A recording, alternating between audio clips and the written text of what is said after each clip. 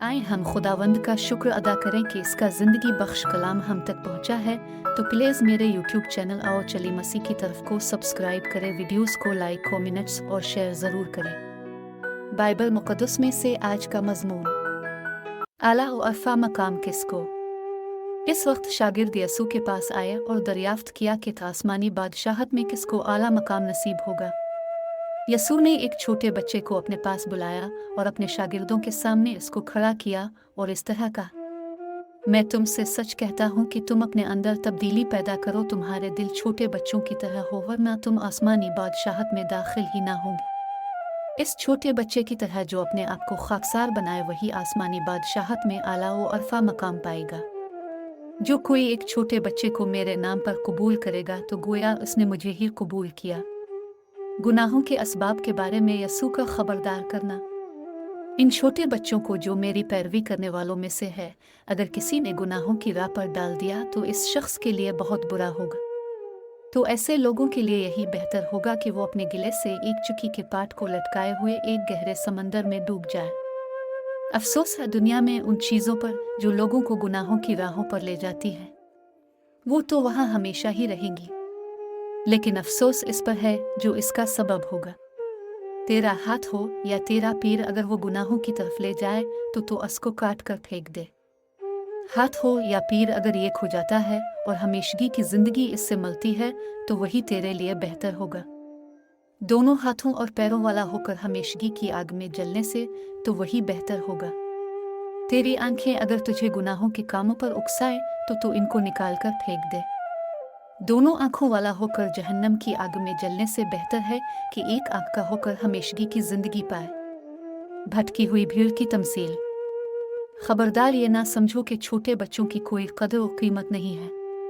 इनके लिए आसमानों में फरिश्तों को मुकर्रर किया गया है। वो फरिश्ते आसमान में रहने वाले मेरे बाप के सामने रहते हैं।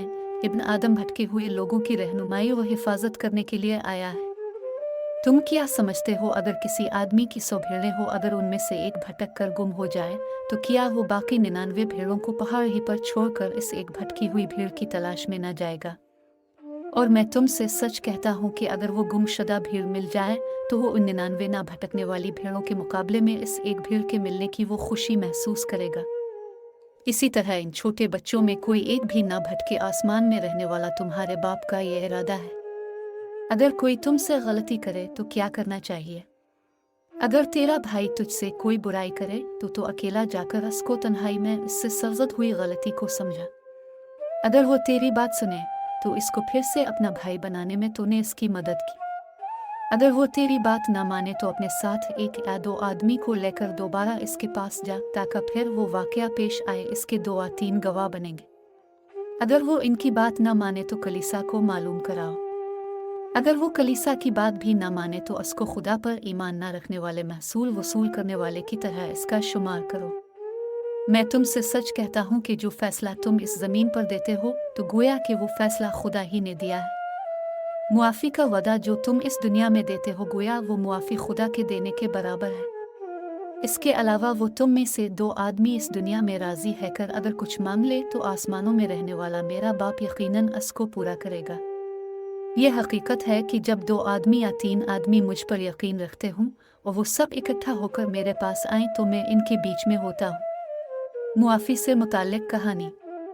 पतरस यसू के पास आया और पूछा, ए खुदावंद, मेरा भाई मेरे साथ किसी ना किसी किस्म की बुराई करता ही रहा तो मैं इसे कितनी मर्तबा मुआफ़ करूँ? क्या मैं इसे 7 मर्तबा मुआफ़ करूँ? यसू ने इससे कहा, तुम्हें इसको 7 मर्तबा से ज़्यादा मुआफ़ करना चाहिए। अगर चाह कि वो तुझसे 70 मर्तबा बुराई ना करे, इसको मुआफ़ करता ही रहे। आसमानी बादशाहत की मिसाल ऐसी है जैसे कि एक बादशाह ने अपने खादमों को दिए गए कर्ज की रकम वसूल करने का फैसला किया। बादशाह ने अपनी रकम की वसूली का सिलसिला शुरू किया, जबकि एक खादिम को 10,000 चांदी के सिक्के बादशाह को बतौर कर्ज देना था।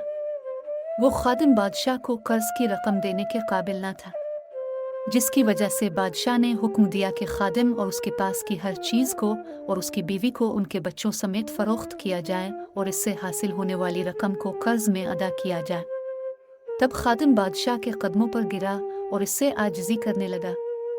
ज़रा सब्र और बर्दाश्त से काम ले, मैं अपनी तरफ से सारा कर्ज अदा करूँगा। बादशाह ने अपने खादिम के बारे में अफसोस किया और कहा, तुम्हें कर्ज अदा करने की ज़रूरत नहीं। बादशाह ने खादिम को आज़ादा न जाने दिया। फिर इसके बाद वही खादिम दूसरे एक और खादिम को, जो इससे चांदी के 100 सके लिए थे, इसको देखा और उसकी गर्दन पकड़ ली और इससे कहा कि तूने मुझसे जो लिया था वो दी दे। वो खादम इसके पैरों पर गिर पड़ा और मिन्नत और समाजत करते हुए कहने लगा कि ज़रा सब्र से काम ले, तुझे जो कर्ज देना है वो मैं पूरा अदा करूँगा। लेकिन पहले खादिम ने इनकार किया और इस खादिम के बारे में जो इसको कर्ज देना है अदालत में ले गया और उसकी शिकायत की और उसको कैद में डलवा दिया और इस खादिम को कर्ज की अदायगी तक जेल में रहना पड़ा।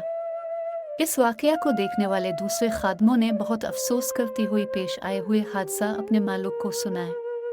तब मालिक ने इसको अंदर बुलाया और कहा, तुम बुरे खादिम ने मुझसे बहुत ज़्यादा रकम ली थी, लेकिन तुमने मुझसे कर्ज की मानफी के लिए मिन्नत व समाजत की, जिसकी वजह से मैंने तेरा पूरा कर्ज माफ़ कर दिया और कहा कि ऐसी सूरत में जिस तरह मैंने तेरे साथ रहम व करम का सलूक किया, इसी तरह दूसरे नौकर से तुझे भी चाहिए था कि हमदर्दी का बर्ताव करे।